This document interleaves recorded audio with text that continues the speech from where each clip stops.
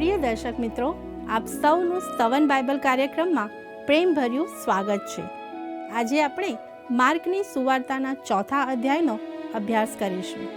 આ અધ્યાયમાં પ્રભુ ઈસુ દ્રષ્ટાંતો દ્વારા ઈશ્વરના રાજ્યના રહસ્યો સમજાવે છે. બી વાવનારનું દ્રષ્ટાંત અને રાઈના દાણાનું દ્રષ્ટાંત એ દ્વારા તેઓ આપણને શીખવે છે કે ઈશ્વરનું વચન દરેક હૃદયમાં એક સરખી અસર કરતું નથી, પરંતુ જે હૃદય તેને વિશ્વાસથી સ્વીકારે છે તેમાં તે પુષ્કળ આત્મિક ફળ ઉત્પન્ન કરે છે. આ અધ્યાયના અંતમાં આપણે એક અદ્ભુત ચમત્કાર પણ જોઈશું, જેમાં પ્રભુ ઈસુ સમુદ્રના ભયંકર તોફાનને શાંત કરીને પોતાના દૈવી અધિકારને પ્રગટ કરે છે અને પોતાના શિષ્યોને વિશ્વાસનો મહત્વપૂર્ણ પાઠ શીખવે છે. આ અભ્યાસ દ્વારા આપણે શીખીશું કે ઈશ્વરના વચન પ્રત્યે આપણો પ્રતિભાવ આપણા જીવનની દિશા નક્કી કરે છે અને જીવનના દરેક તોફાનોમાં પ્રભુ ઈસુ પર વિશ્વાસ રાખનાર ક્યારેય નિરાશ થતો નથી. તો ચાલો પ્રભુના વચનનો અભ્યાસ શરૂ કરીએ.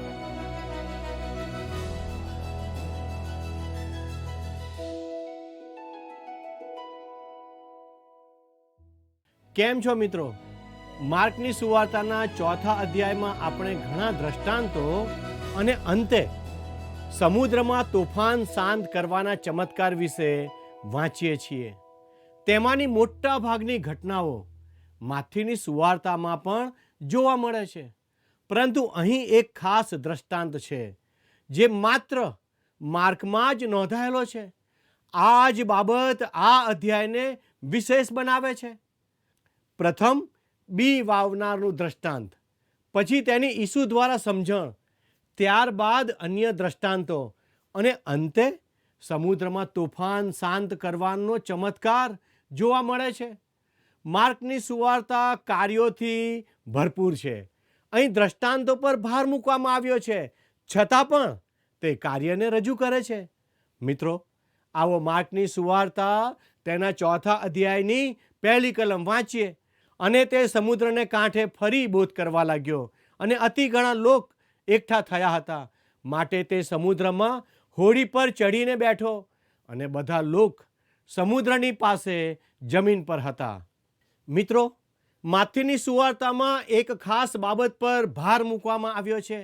તે લખે છે કે ઈસુ ઘરમાંથી બહાર નીકળ્યા અને સમુદ્રમાં હોડીમાં બેઠા. અહીં ઘર ઇઝરાયલના લોકોને દર્શાવે છે, જ્યારે સમુદ્ર વિદેશી પ્રજાઓને રજૂ કરે છે. તે દર્શાવે છે કે હવે તેઓ માત્ર પોતાના લોકો સુધી જ નહીં, પરંતુ સમગ્ર વિશ્વ તરફ પોતાનું કાર્ય વિસ્તારી રહ્યા છે. આપણે આ દ્રષ્ટાંતોને વૈશ્વિક પરિસ્થિતિના સંદર્ભમાં સમજવાની જરૂર છે. આ ઘટનાઓ ઈસુના સેવાકાળના સૌથી વ્યસ્ત સમય દરમિયાન બની હતી. સતત સેવા કાર્યને કારણે ઈસુ શારીરિક રીતે ખૂબ થાકી ગયા હતા. મિત્રો, આગળ જોઈશું કે તેઓ એટલા થાકી ગયા હતા કે હોડીમાં જ ઊંઘી ગયા.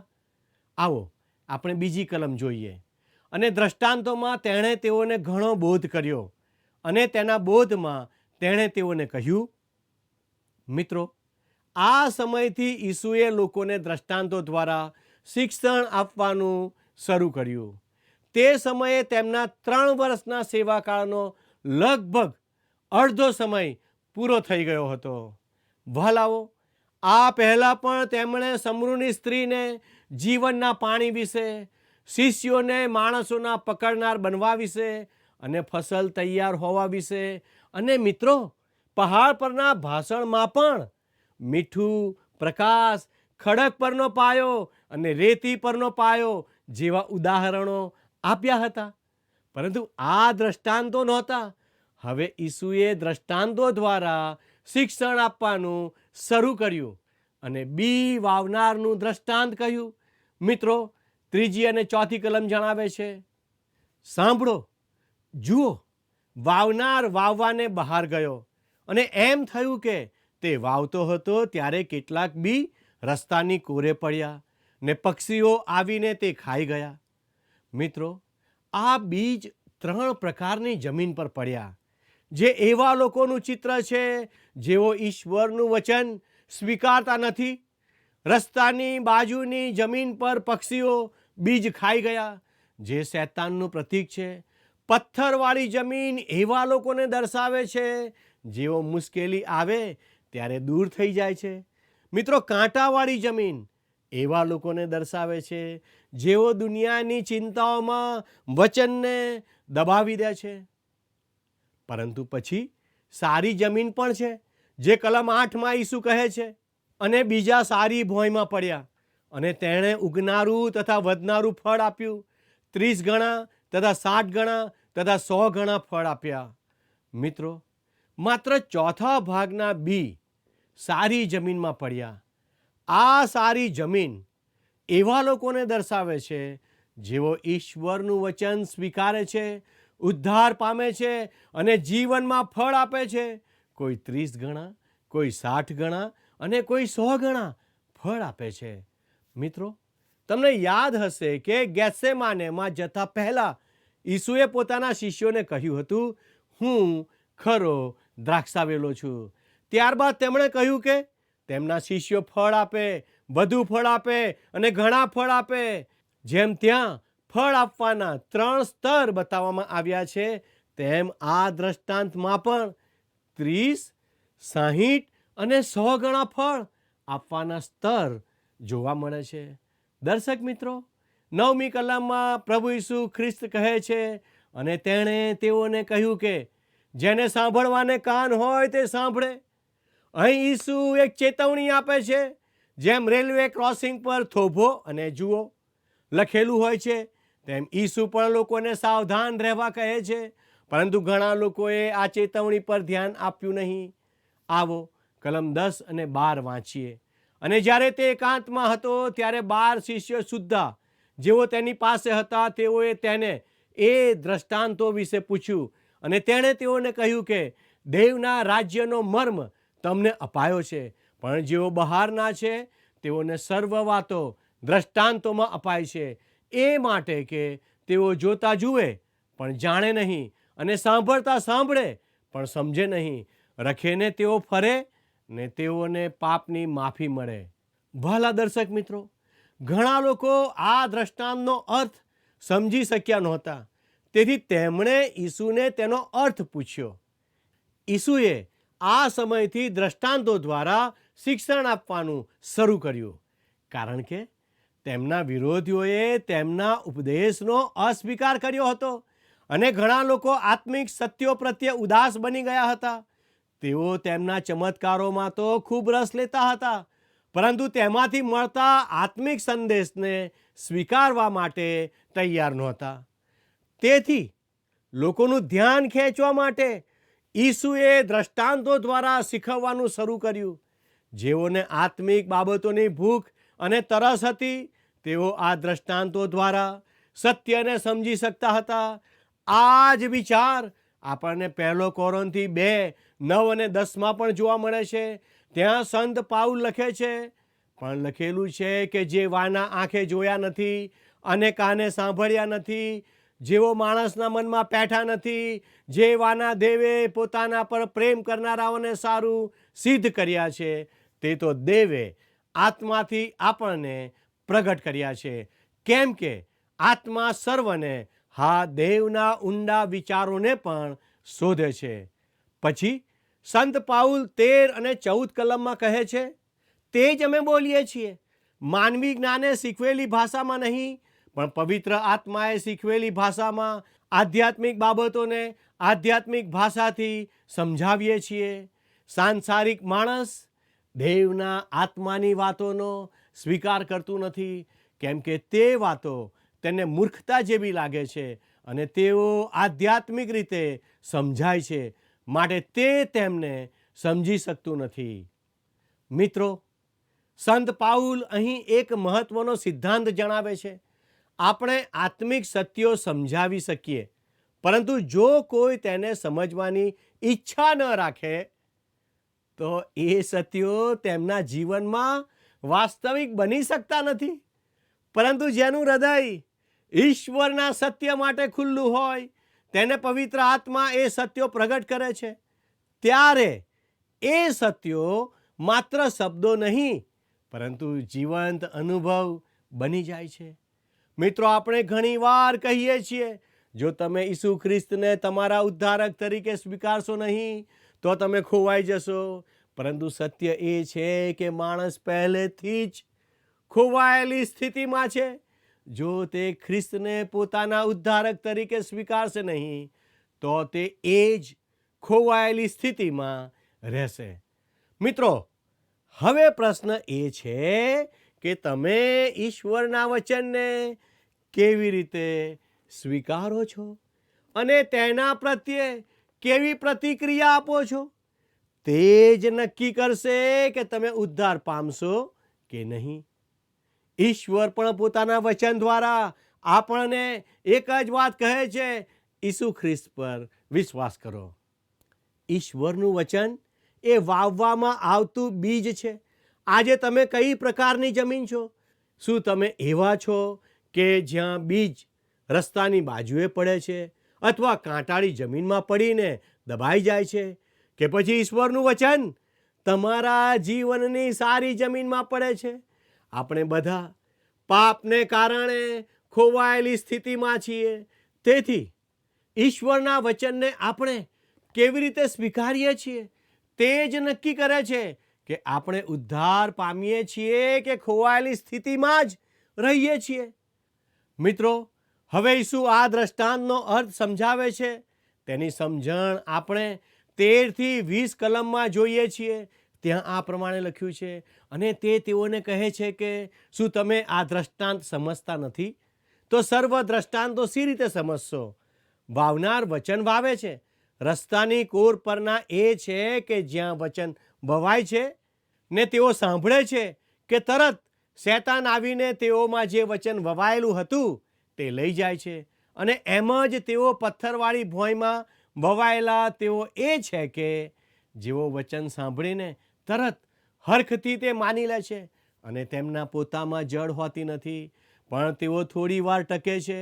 પછી વચનને લીધે દુઃખ અથવા સતાવણી થાય છે ત્યારે તેઓ તરત ઠોકર ખાય છે. અને બીજા જે કાંટાઓમાં વવાયેલા છે તે એ છે કે જેઓએ વચન સાંભળ્યું, પણ આ કાળની ચિંતાઓ તથા દોલતની માયા તથા બીજી વસ્તુઓનો લોભ તેઓમાં પ્રવેશ પામીને વાતને દાબી નાખે છે ને તે નિષ્ફળ થાય છે. અને જેઓ સારી ભોંયમાં વવાયેલા તેઓ એ છે કે જેઓ વચન સાંભળે છે ને તેને ગ્રહણ કરે છે ને 30 ગણા તથા 60 ગણા તથા 100 ગણા ફળ આપે છે. મિત્રો, હવે હું આ દ્રષ્ટાંતનો અર્થ ટૂંકમાં સમજાવું. વાવનાર એટલે ઈસુ ખ્રિસ્ત અને બીજ એટલે ઈશ્વરનું વચન, પવિત્ર શાસ્ત્ર બાઇબલ. રસ્તાની બાજુએ આવેલા પક્ષીઓ શૈતાનનું પ્રતીક છે. પથ્થરવાળી જમીન એવા લોકોને દર્શાવે છે જેઓ મુશ્કેલી કે સતાવણી આવે ત્યારે ઈશ્વરથી દૂર થઈ જાય છે. આ શરીરની નબળાઈને દર્શાવે છે. આજે પણ ઘણા લોકો પોતાની શારીરિક ઈચ્છાઓ અને દુનિયાની ચિંતાઓને કારણે ઈશ્વરના વચનથી દૂર રહે છે. પરંતુ સારી જમીન એવા લોકોને દર્શાવે છે જેઓ સાચા હૃદયથી ઈશ્વરનું વચન સ્વીકારે છે, ઉદ્ધાર પામે છે અને જીવનમાં ફળ આપે છે. કોઈ 30 ગણા, કોઈ 60 ગણા અને કોઈ 100 ગણા ફળ આપે છે. આ દ્રષ્ટાંત બતાવે છે કે સ્વીકારેલું ઈશ્વરનું વચન જીવનમાં આત્મિક ફળ ઉત્પન્ન કરે છે. હવે 21 અને 22 કલમ જોઈએ. અને તેણે તેઓને કહ્યું કે શું માપ તળે અથવા ખાટલા તળે મૂકવા સારું કોઈ દીવો લાવે છે? શું દીવી પર મૂકવા સારું નહીં? કેમ કે જે કંઈ છાનું છે તે એ માટે છે કે તે પ્રગટ કરાય, અને જે ગુપ્ત રાખેલું તે એ સારું છે કે તે પ્રગટમાં આવે. મિત્રો, દીવાના દ્રષ્ટાંત દ્વારા ઈસુ શીખવે છે કે પ્રકાશ સાથે જવાબદારી પણ આવે છે. જે સત્ય સાંભળે છે તેણે તે પ્રમાણે જીવવું જોઈએ. જેટલો વધુ પ્રકાશ મળે એટલી જવાબદારી વધે છે. આજે પણ આ પ્રકાશ ચમકી રહ્યો છે. હવે પ્રશ્ન એ છે કે તમે આ પ્રકાશ પ્રત્યે કેવું વલણ રાખો છો? એક સમય એવો હતો જ્યારે આપણે બધા અંધકારમાં હતા, પરંતુ સુવાર્તાનો પ્રકાશ આપણા જીવનમાં આવ્યો. સંત પાઉલ રોમનોના પ્રથમ અધ્યાયમાં કહે છે કે લોકો ઈશ્વરને ઓળખતા હોવા છતાં તેમને મહિમા આપ્યો નહીં. તેથી માણસ માત્ર અજ્ઞાનતાને કારણે નહીં, પરંતુ પોતાની ઈચ્છાથી પણ પાપી છે. સત્યનો પ્રકાશ આવે ત્યારે તેની સાથે જવાબદારી પણ આવે છે. આપણે પાપને કારણે ખોવાયેલી સ્થિતિમાં છીએ, અને જો પ્રભુ ઈસુ ખ્રિસ્તને સ્વીકારીએ નહીં તો એ જ સ્થિતિમાં રહીશું. મિત્રો, 23મી કલમ જણાવે છે, જો કોઈને સાંભળવાને કાન હોય તો તેણે સાંભળવું. મિત્રો, ઈશ્વર આપણાથી આવા જ પ્રતિભાવની અપેક્ષા રાખે છે. વિશ્વાસ એટલે કાર્ય. ઈશ્વરે જે કહ્યું છે તેના પર ભરોસો રાખીને તે પ્રમાણે પગલું ભરવું. આજે આ સત્યને સમજવું ખૂબ જ જરૂરી છે. મિત્રો, સાચો વિશ્વાસ એ છે કે ઈશ્વરના વચન પર ભરોસો રાખીને તે પ્રમાણે પગલું ભરવું. મિત્રો, આપણે 26થી 29 કલમ જોઈએ, અને તેણે કહ્યું કે દેવનું રાજ્ય એવું છે કે જાણે કોઈ માણસ ભોંયમાં બી નાખે અને રાત દાડો ઊંઘે તથા જાગે, અને તે બી ઉગે ને વધે, પણ તે સી રીતે એ તે જાણતો નથી.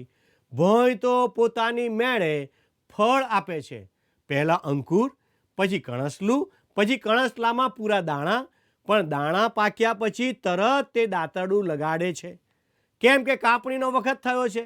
મિત્રો, અહીં પ્રભુ ઈસુ એક અનોખું દ્રષ્ટાંત આપે છે કે જે માત્ર માર્કની સુવાર્તામાં જ જોવા મળે છે.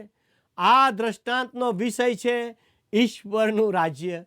બાઇબલમાં ઈશ્વરનું રાજ્ય અને આકાશનું રાજ્ય બંને શબ્દો વપરાયા છે. ઘણા પ્રસંગોમાં તેમનો અર્થ સમાન હોય છે, પરંતુ બંને સંપૂર્ણપણે એક સરખા નથી. ઈશ્વરનું રાજ્ય સમગ્ર સૃષ્ટિનો સમાવેશ કરે છે, જ્યારે આકાશનું રાજ્ય પૃથ્વી પરના ઈશ્વરના શાસનને દર્શાવે છે. એટલે આકાશનું રાજ્ય ઈશ્વરના રાજ્યનો જ એક ભાગ છે. આ દ્રષ્ટાંતમાં પ્રભુ ઈસુ બીજના ઉગવા વિશે વાત કરે છે. નાનું બીજ અંકુરિત થઈને છોડ બને છે અને પછી ફળ આપે છે. આ ઈશ્વરની અદ્ભુત કાર્યશક્તિ દર્શાવે છે. વિજ્ઞાનને કારણે આપણું જ્ઞાન વધ્યું છે, પરંતુ નાના બીજમાંથી જીવન કેવી રીતે વિકસે છે તે હજુ પણ ઈશ્વરના અદ્ભુત સર્જનનું રહસ્ય છે. મિત્રો, એક વખત હું ટ્રેનમાં અમદાવાદથી મુંબઈ જઈ રહ્યો હતો. રસ્તામાં વસંત ઋતુનું સૌંદર્ય સ્પષ્ટ દેખાતું હતું. ઝાડોમાં નવી કૂપણો ફૂટતી હતી, ફૂલો ખીલી રહ્યા હતા, અને ખેતરોમાં ખેડૂતો વાવણીની તૈયારીમાં વ્યસ્ત હતા. આ બધું જોઈને ઈશ્વરના સર્જનનું અદ્ભુત કાર્ય સ્પષ્ટ દેખાતું હતું. કોઈ ચોક્કસ કહી શકતું નહોતું કે પ્રકૃતિમાં અંદર શું થઈ રહ્યું છે, પરંતુ દરેક જણ તેનું પરિવર્તન જોઈ રહ્યો હતો. પ્રકૃતિમાં એક અદ્ભુત શક્તિ કાર્ય કરી રહી હતી. સૂકી ધરતી ફરી લીલીછમ બની રહી હતી અને જીવન ખીલી ઉઠતું હતું. આ બધું ઈશ્વરની અપરંપાર સર્જન શક્તિનું જીવંત દર્શન છે. મિત્રો, આ દ્રષ્ટાંત આપણને બતાવે છે કે ઈશ્વરનું વચન પણ આપણા જીવનમાં આવી જ અદ્ભુત શક્તિથી કાર્ય કરે છે. મિત્રો, હવે આ અધ્યાયમાં આપણે ત્રીજું દ્રષ્ટાંત જોઈએ છીએ. આવો કલમ 30થી 34 વાંચીએ. અને તેણે કહ્યું કે દેવના રાજ્યને શાની સાથે સરખાવીએ, અથવા તેને શાની ઉપમા આપીએ? તે તો રાઈના દાણાના જેવું છે.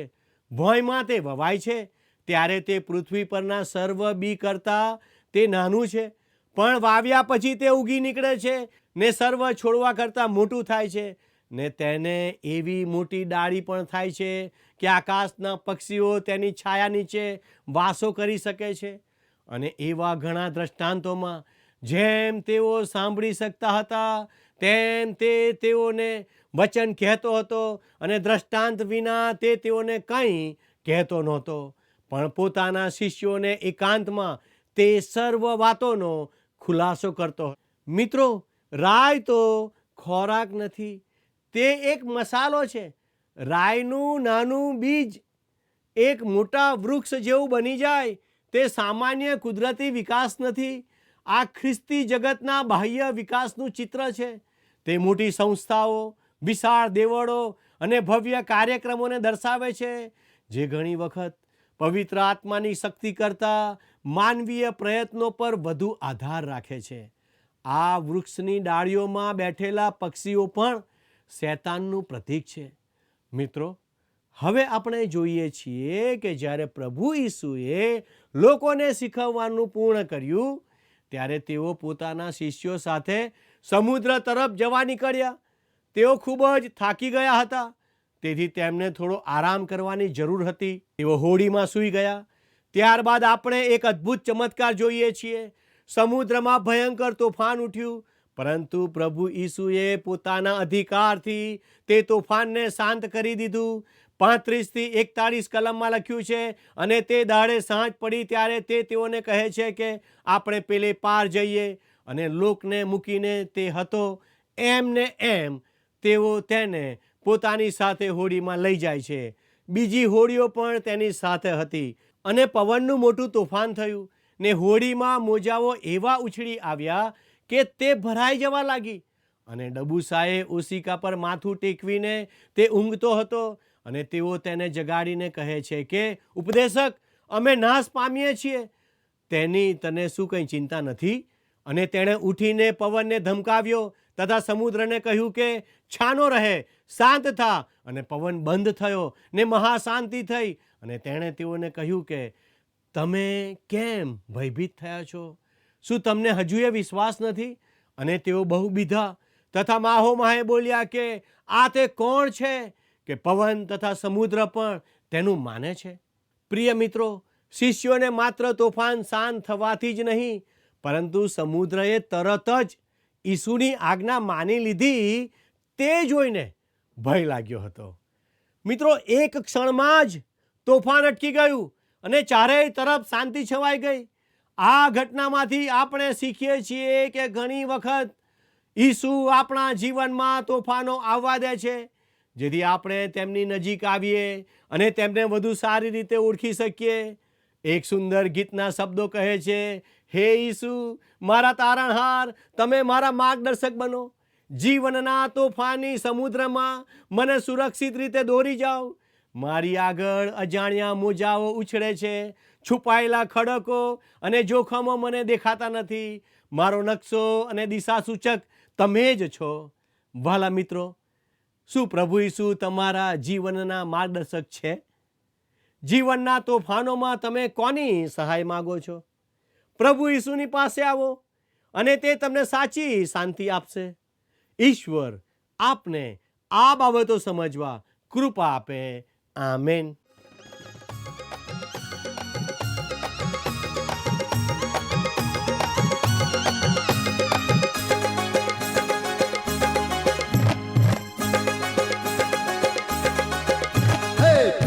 પ્રભુ ને સેવવો સંતોને શોભતું એ છે. હે પ્રીતે પ્રભુને સેવવો સંતોને શોભતું એ છે. અનવળી રાખવો તે પર પ્યાર સંતોને શોભતું એ છે.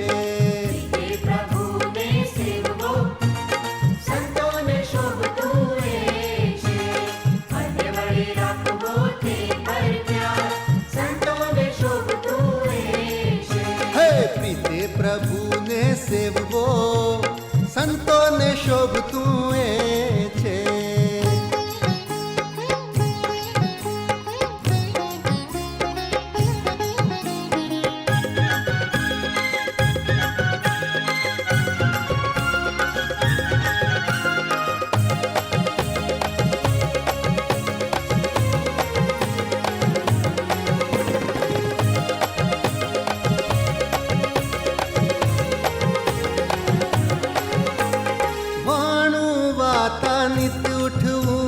સંતોને શોભતું એ છે.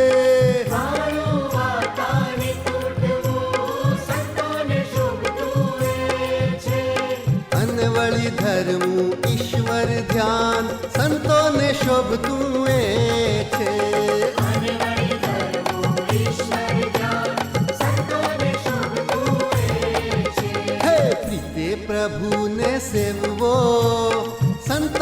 શોભતું એ છે.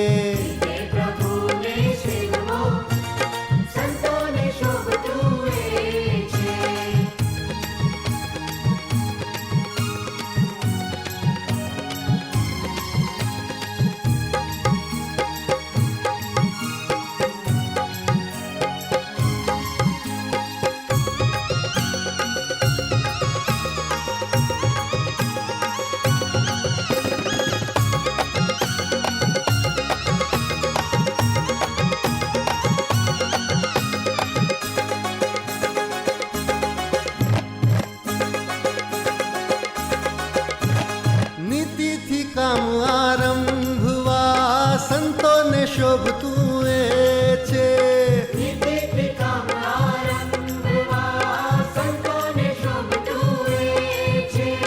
અને વળી કરવું ઈશ્વર માન સંતોને શોભતું એ છે.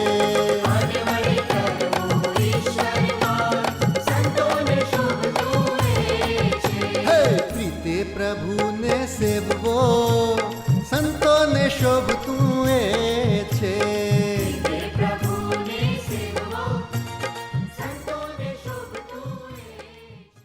પ્રિય દર્શક મિત્રો, આજના અભ્યાસમાં આપણે શીખ્યા કે ઈશ્વરનું વચન આપણા હૃદયમાં ફળ આપે છે અને પ્રભુ ઈસુ જીવનના દરેક તોફાન પર અધિકાર ધરાવે છે.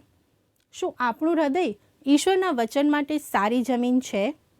જ્યારે મુશ્કેલીઓ આવે છે ત્યારે શું આપણે ડરીએ છીએ કે પ્રભુ ઈસુ પર ભરોસો રાખીએ છીએ?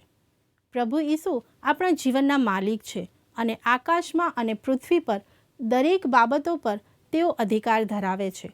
તે હંમેશા યાદ રાખો. મિત્રો, આજનો પ્રશ્ન છે, દેવના રાજ્યની સરખામણી ઈસુએ કોની સાથે કરી? એ.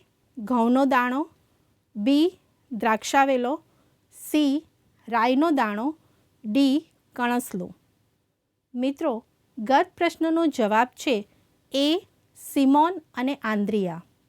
મિત્રો, આજના પ્રશ્નનો જવાબ મોકલવા માટે અમારો સંપર્ક નંબર છે 94 29 37 56 10.